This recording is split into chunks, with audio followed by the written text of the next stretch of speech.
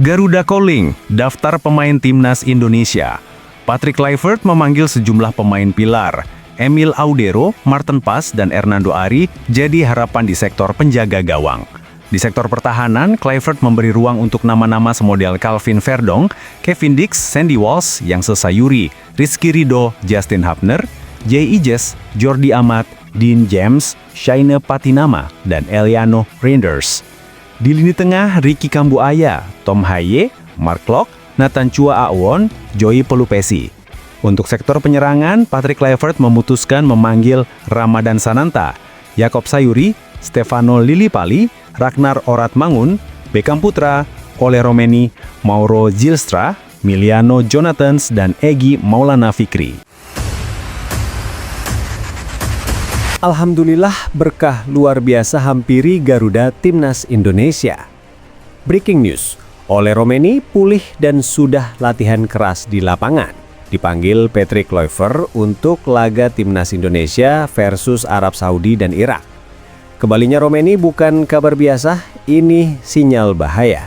Arab Saudi dan Irak ketar-ketir hadapi Garuda yang sedang mengamuk. Jangan lewatkan berita baik ini.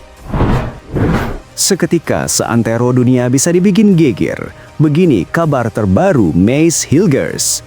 Asosiasi Pemain Kritik FC20 tak kunjung beri jam main. Ini perundungan dan bullying. Bukan hanya Hilgers yang jadi korban ketidakadilan, namun Timnas Indonesia juga kena dampaknya. Ikuti berita penuh gejolak ini hingga tuntas agar kalian tahu dampaknya. Alhamdulillah dikonfirmasi resmi. Kabar gembira bagi Timnas Indonesia. Roberto Mancini bocorkan kelemahan Arab Saudi. Timnas Indonesia racikan Patrick Kluivert diuntungkan. Jika Timnas masih tetap shot 0 target, fix Kluivert wajib dipecat. Ketik pendapat hebat kalian di kolom komentar ya guys. Kabar ini dijamin bikin banyak orang tercengang. Miliano Jonathans cetak gol bersama FC Utrecht jelang round 4. Timnas Indonesia dekat ke Piala Dunia 2026. Mari wujudkan. Siap ciptakan trio lini depan. Ragnar Oratmangun di sisi kiri, Ole Romeni di tengah, dan Miliano Jonathans di sisi kanan. Lini belakang Irak dan Arab Saudi auto diobrak-abrik trio timnas ini. Ikuti berita heroik ini dan bersiaplah larut dalam euforia optimis lolos Piala Dunia. Badai isu transfer abroad kembali menerpa. Media Malaysia ramai beritakan Rizky Ridho ke Terengganu. Apakah Ridho hanya akan abort ke Malaysia? Jangan biarkan rasa penasaranmu menggantung. Ikuti faktanya hingga habis. Sanjungan bak kilauan emas. Presiden Lille puji konsisten Timnas. Skill, visi dan gaya bermain Calvin Verdong mirip Juan Bernat, mantan pemain Bayern Munchen dan Paris Saint-Germain. Ini bukan hanya sekedar pengakuan Presiden klub pada Calvin Verdong, namun juga promosi agar dilirik klub top Eropa dan ditebus kontraknya. Saksikan fakta mengejutkan yang membuat fans Garuda bangga. Tonton beritanya sekarang juga. Sebelum kita lanjut ke berita lengkapnya, jangan lupa tekan tombol subscribe, like, dan notifikasi channel Bolcast agar kalian gak ketinggalan berita terbarunya.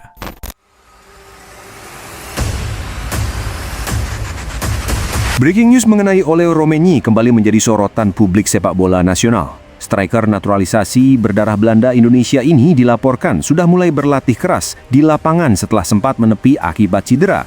Kabar ini tentu menjadi angin segar bagi Timnas Indonesia, apalagi menjelang laga krusial menghadapi Arab Saudi dan Irak pada putaran kualifikasi Piala Dunia 2026 zona Asia.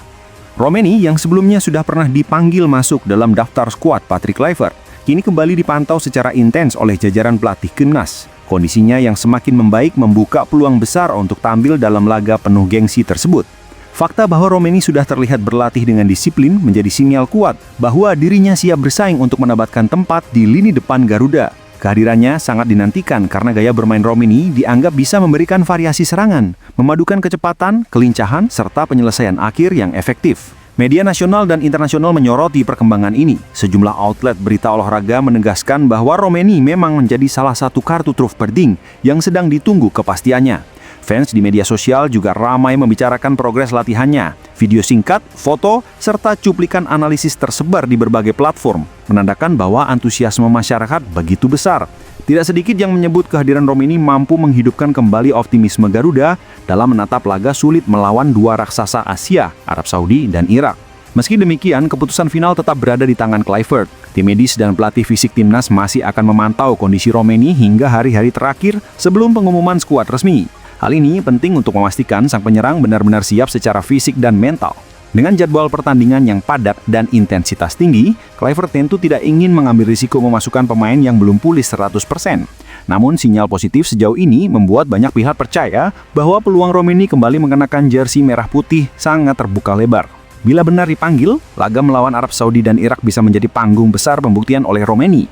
Ia akan mendapat kesempatan memperlihatkan kualitasnya di level internasional dan menjawab ekspektasi publik yang begitu besar. Satu hal yang pasti, cerita kembalinya Romeni menambang semangat baru bagi seluruh pendukung timnas Indonesia.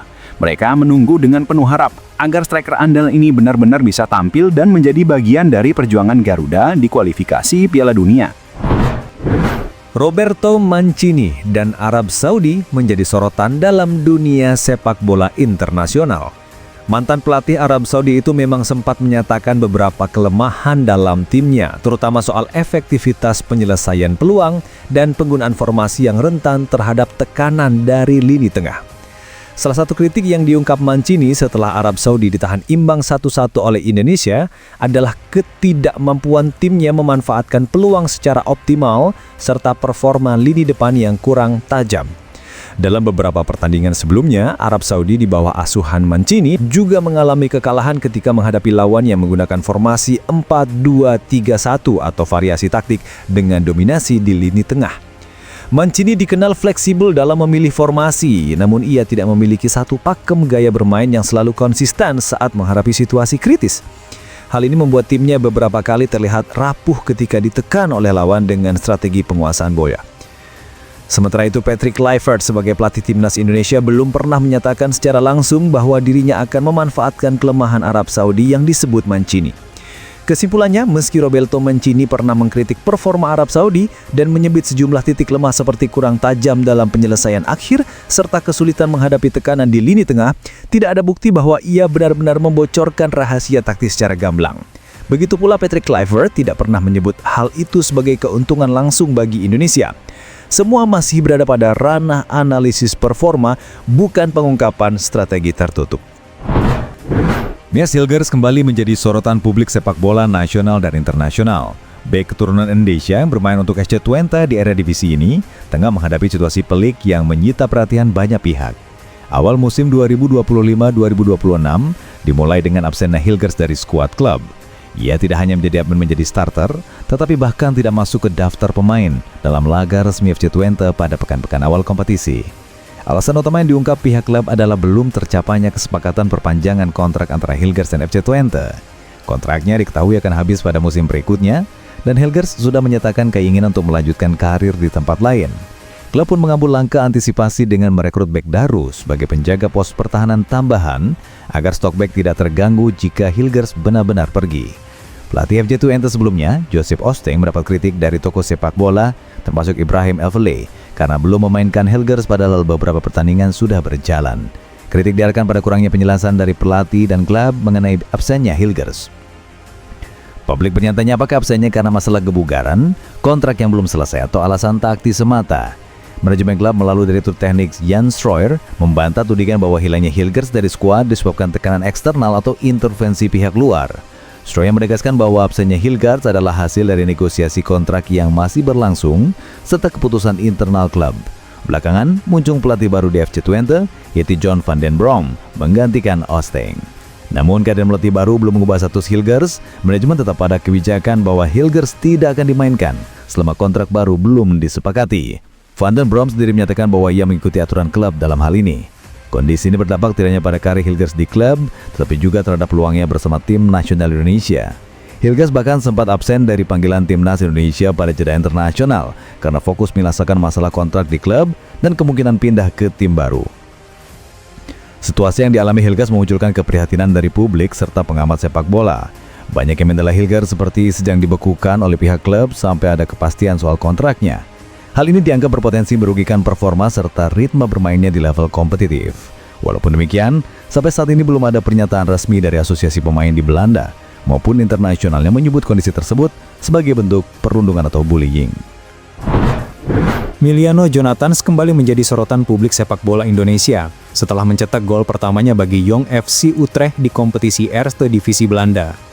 Gol tersebut hadir dalam pertandingan menghadapi SC Cambuur, di mana meskipun timnya kalah dengan skor 2-4, kontribusi Jonathans tetap menjadi sorotan positif.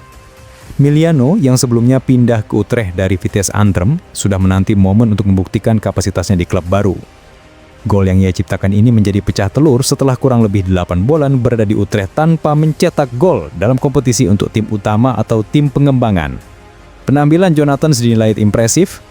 Media melaporkan bahwa perolehan gol ini menjadi indikator bahwa sang pemain mampu memberi warna baru pada lini serang Jong Utrecht dan sekaligus modal psikologis penting menjelang agenda internasional.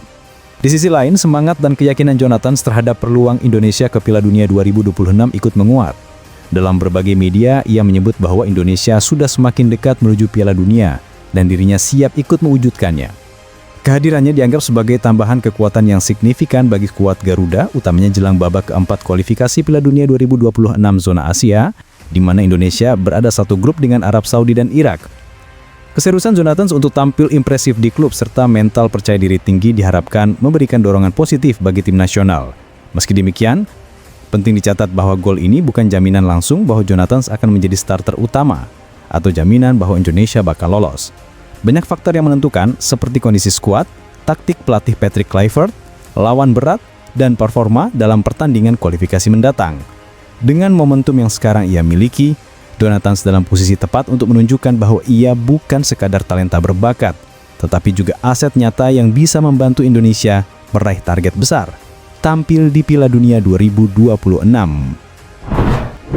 Presiden Lille, Olivier Letang, dalam sambutannya menyebut Verdonk sebagai pemain dengan pengalaman-pengalaman solid yang mempunyai kemampuan bertahan cukup tangguh dan juga bisa membantu serangan dari sisi kiri, profil yang dianggap cocok oleh klub menghadapi musim yang menantang secara domestik dan di level Eropa. Olivier Letang disebut mengatakan bahwa Verdonk sedikit mengingatkannya pada Juan Belnet, mantan pemain PSG dan Bayern Munchen dalam konteks gaya bermainnya sebagai bek kiri yang aktif dan dinamis. Namun pernyataan itu bukan sebagai klaim bahwa Verdonk persis sekelas Belnet, melainkan perbandingan ringan untuk menggambarkan tipe dan potensi gaya bermain Verdonk yang modern, bek sayap yang tidak hanya bertahan tapi juga membantu ofensif. Verdonk melakukan debutnya di Ligue 1 dalam laga Lille vs RC Lens meski tim harus kalah 0-3. Ia masuk menggantikan bek kiri utama yang cedera Romain Pereiro dan bermain hingga akhir pertandingan. Meskipun performanya mendapat sorotan dan kritik dari fans, terutama atas tekanan yang dirasakan saat pertandingan, Verdonk tetap dianggap sebagai pemain dengan potensi yang menarik. Penting untuk dicatat bahwa perbandingan gaya bermain Verdonk dengan Juan Bernat terjadi sekali disampaikan oleh Olivier Letang, bukan sebagai aspek resmi atau evaluasi taktis komprehensif. Belum ada analisis taktis yang mendalam di media sepak bola internasional yang mendukung bahwa Verdonk sudah berada di level Bernat. Ada optimisme dan harapan, namun banyak aspek seperti adaptasi di Ligue 1, tekanan liga, fisik lawan yang lebih kuat, serta kontinuitas performa yang akan menentukan apakah Verdonk bisa mendekati gaya atau level kinerja seperti bek kiri papan atas seperti Bernat. Rizky Ridho, bek tengah Timnas Indonesia yang kini memperkuat Persija Jakarta, sedang menjadi sorotan besar setelah media Malaysia ramai memberitakan kemungkinan dirinya bergabung dengan Terengganu FC. Nama Ridho mendadak muncul di pemberitaan karena klub Malaysia tersebut dikabarkan serius ingin merekrut pemain yang usianya masih 23 tahun itu untuk memperkuat lini pertahanan mereka di Liga Super Malaysia. Rumor ini langsung mengundang reaksi luas karena Rizky Ridho dikenal sebagai salah satu bek terbaik yang dimiliki Indonesia saat ini. Penampilannya bersama Timnas Indonesia dalam ajang kualifikasi Piala Dunia 2026 dan juga bersama Persija di Liga 1 membuatnya dianggap punya kualitas lebih dibanding rata-rata pemain belakang di Asia Tenggara. Tidak heran juga media Malaysia menyoroti kemungkinan besar Ridho akan menjadi rekrutan penting bagi Terengganu. Dalam pemberitaan yang beredar, kepindahan Ridho bahkan disebut bisa melibatkan skema pertukaran dengan Diego Landis, bek asal Brasil yang saat ini bermain untuk Terengganu. Namun sampai sekarang, belum ada konfirmasi resmi dari Persija maupun dari pihak Ridho sendiri mengenai kebenaran isu tersebut. Publik hanya mengetahui bahwa memang ada komunikasi antara manajemen kedua klub, dan nama Rizky Ridho masuk dalam pembicaraan. Rido sendiri sebelumnya sudah pernah menyatakan ambisinya untuk bermain di luar negeri. Ia menegaskan ingin mencoba tantangan baru demi meningkatkan kualitas permainan sekaligus memperluas pengalaman internasionalnya. Baginya bermain di liga asing akan sangat berguna untuk mengasah mental, teknik, dan pemahaman taktik sehingga bisa lebih matang ketika kembali memperkuat timnas Indonesia. Bagi Persija Jakarta, rumor ini memunculkan dilema. Di satu sisi, mereka ingin mempertahankan salah satu bek terbaiknya untuk menjaga stabilitas tim. Namun di sisi lain, Persija juga menyadari bahwa kesempatan Rido untuk berkarir di luar negeri adalah bagian dari perkembangan profesional yang patut dihargai. Itulah sebabnya kabar ini terus bergulir dan membuat banyak pihak menunggu kepastian. Dari sisi pendukung, reaksi yang muncul sangat beragam. Banyak fans Indonesia mendukung langkah Rido jika benar-benar ke Malaysia, karena dianggap sebagai batu loncatan penting untuk meningkatkan levelnya. Tetapi ada juga kekhawatiran jika kepergiannya justru melemahkan pertahanan Persija di tengah persaingan Liga 1. Sementara itu, fans Malaysia khususnya Terengganu FC menyambut isu ini dengan antusias. Mereka percaya kehadiran bek muda Indonesia ini akan memperkuat tim sekaligus menarik perhatian publik sepak bola regional. Rumor Rizky Rido ke Terengganu juga menunjukkan bahwa kualitas pemain Indonesia kini makin mendapat pengakuan di luar negeri. Apapun hasil akhirnya, nama Rido sudah berhasil mencuri perhatian media dan supporter di dua negara sekaligus. Jika benar terwujud, ia akan menjadi pemain Indonesia berikutnya yang berkarir di Liga Malaysia. Namun jika batal, sorotan besar ini tetap membuktikan bahwa performanya selama ini sudah sampai pada level yang membuat klub asing tertarik. Adrian Wibowo adalah pemain muda kelahiran 2006 yang kini menimba karier di klub MLS Los Angeles FC. Ia memiliki garis keturunan Indonesia dari ayahnya yang lahir di Surabaya. Patrick Kluivert sebagai pelatih timnas Indonesia menyebut Adrian sebagai pemain berbakat yang dipantau sejak lama. Menurut Kluivert, semua pemain keturunan yang memiliki kualitas berpeluang membela Garuda selama memenuhi syarat dan konsisten tampil baik. Adrian sendiri secara terbuka menyatakan ambisinya ia ingin membawa timnas Indonesia tampil di Piala Dunia 2026. Ia menegaskan siap bekerja keras, tampil habis-habisan, dan menjalani setiap pertandingan satu persatu. Ia sadar perjuangan menuju Piala Dunia tidak mudah karena lawan yang dihadapi berat dan tekanan kompetisi sangat tinggi. Meski demikian, dukungan publik dan rekan setim diyakininya akan menjadi motivasi besar. Debut resmi Adrian akhirnya terjadi saat melawan Lebanon di Stadion Gelora Bung Tomo, Surabaya. Ia masuk pada babak kedua menggantikan Stefano Lillipali dan bermain di sisi sayap. Pertandingan berakhir imbang 0-0, tetapi Patrick Kluivert memberi pujian atas penampilan Adrian yang dinilai disiplin mengikuti instruksi pelatih dan menunjukkan kesiapan mental untuk bermain di level internasional. Indonesia akan menghadapi lawan berat seperti Arab Saudi dan Irak di fase tersebut. Hanya juara grup yang lolos otomatis ke Piala Dunia 2026, sehingga perjuangan akan sangat menantang. Di tengah situasi ini, ambisi Adrian Wibowo menjadi bagian dari sejarah sepak bola Indonesia semakin menegaskan tekadnya untuk mengibarkan Garuda di panggung tertinggi sepak bola dunia.